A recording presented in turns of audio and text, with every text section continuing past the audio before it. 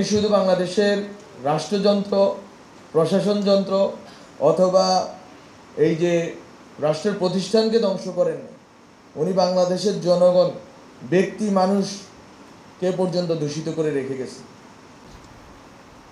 আমরা হয়তো অনেকেই ভুলে যাই যে 72 থেকে 75 সালে যেই স্টাইলে বাংলাদেশের জনগণের উপর নিপীড়ন চালানো হয়েছিল, বিরোধী দলের উপরে নিপীড়ন চালানো হয়েছিল, সেই একই স্টাইলে শেখ হাসিনা বাংলাদেশের মানুষের উপর নিপীড়ন চালিয়েছিল।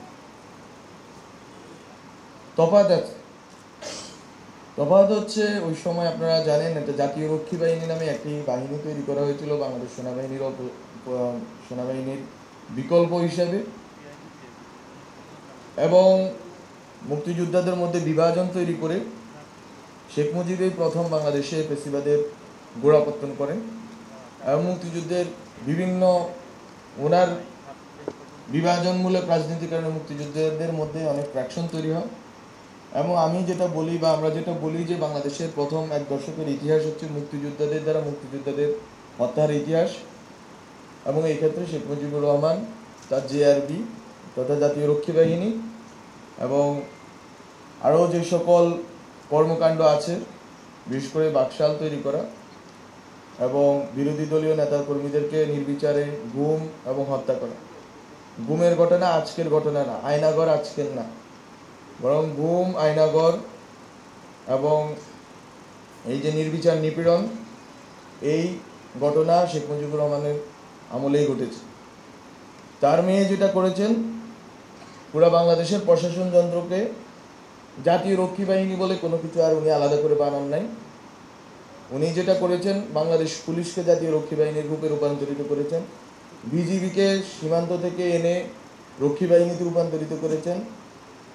উনি ইভেন পিলখানা হত্যাকাণ্ডের কথা আপনারা জানেন, আগামী 25 ফেব্রুয়ারি পিলখানা হত্যাকাণ্ড দিবস। পিলখানা হত্যাকাণ্ডের মাধ্যমে সেনাবাহিনীর যে মোরেল আছে, এই দেশের স্বাধীনতা সার্বভৌমত্বের পক্ষে লড়াইয়ে যেই নৈতিক সাহস এবং নৈতিক ভিত্তি আছে, সেটাকে ভেঙে দিয়ে ইভেন সেনাবাহিনীকে উনি, ওনার বাবা যেটা পারেন নাই, বাংলাদেশের মুক্তিযুদ্ধ করা সেনাবাহিনী বাংলাদেশের মুক্তিযুদ্ধ করেছে, মুক্তিযুদ্ধের ভিতর দিয়ে বাংলাদেশের সেনাবাহিনী তৈরি হয়েছে। এই সেনাবাহিনীকে শেখ মুজিবুর রহমান কন্টামিনেট করতে পারেননি, কিন্তু শেখ হাসিনা কন্টামিনেট করেছেন। উনি এটাকে দূষিত করেছেন এবং এটাকে করাপ্টেড করে রেখে গেছে। মূলত শেখ হাসিনাকে আমি মনে করি, অনেকেই বলে থাকেন ইতিহাসের শিক্ষা এই যে ইতিহাস থেকে কেউ শিক্ষা গ্রহণ করে। শেখ হাসিনা ইতিহাস থেকে শিক্ষা গ্রহণ করেছেন, এই জন্য তার বাবা 3.5 বছরের মাথায় ওনাকে বিদায় নিতে হয়েছে। সেই বিদায় হয়তো করুন, সেই বিদায় হয়তো অগণতান্ত্রিক, সেটা নিয়ে আমরা কথা বলতে পারি, কিন্তু উনি যে কোনোভাবেই হোক ক্ষমতা থেকে যেতেন। তো বাংলাদেশে শেখ হাসিনা তার বাবার ভুল থেকে শিক্ষা গ্রহণ করে এই প্রশাসন যন্ত্রকে একটা ক্লায়েন্টিজমের মাধ্যমে পুরা তৃণমূল পর্যন্ত উনি নিজের দলের অধীন করেছেন। এই জন্য ওনাকে বাকশাল করতে হয়নি, আলাদা করে নাম করে। ওনার বাবা যেগুলো নাম করে করেছিলেন, বাকশাল, রক্ষী বাহিনী, ওনাকে এগুলো নাম করে করতে হয় নাই, বরং উনি প্রশাসন যন্ত্রকে ইনহেরেন্টলি বাকশাল করে তুলেছিলেন। একটা মুজিববাদী প্রবণতার মাধ্যমে, একটা চর্চার ভিতর দিয়ে এই প্রশাসনকে না, শুধু ওদের পরিকল্পনা ছিল মূলত কয়েকটি প্রজন্মকে মুজিববাদী চেতনার গুলি খাইয়ে তাদেরকে হচ্ছে পঙ্গু করে রাখা, নৈতিকভাবে, মানসিকভাবে এবং বুদ্ধিবৃত্তিকভাবে। এই পঙ্গুত্বের যেই প্রকল্প, সেটা আপনারা জানেন। এই প্রকল্পতে অংশ নিয়েছিল বাংলাদেশের সকল স্তরের অনেক মানুষ, যারা আসলে এই সিস্টেম, ক্লায়েন্টেল সিস্টেমের অন্তর্ভুক্ত ছিল। রাষ্ট্রের টাকা খরচ করে শেখ হাসিনা প্রশাসনে, পুলিশে এবং বিভিন্ন আইন শৃঙ্খলা বাহিনীতে এই আদর্শিক গুন্ডাদেরকে লালন পালন করতেন। সেখানে সাংবাদিকরাও ছিলেন, সেটাও আমরা জানি। এই আদর্শিক গুন্ডারা বেসিক্যালি বাংলাদেশের হাজার হাজার মানুষের উপর যে গুম খুন নিপীড়নে একটা যে বাস্তুতন্ত্র ছিল, একটা ইকোসিস্টেম ছিল, এই ইকোসিস্টেমকে সাবস্টেন্সিয়েট করেছে। তারা এটার জন্য ন্যায্যতা উৎপাদন করেছেন।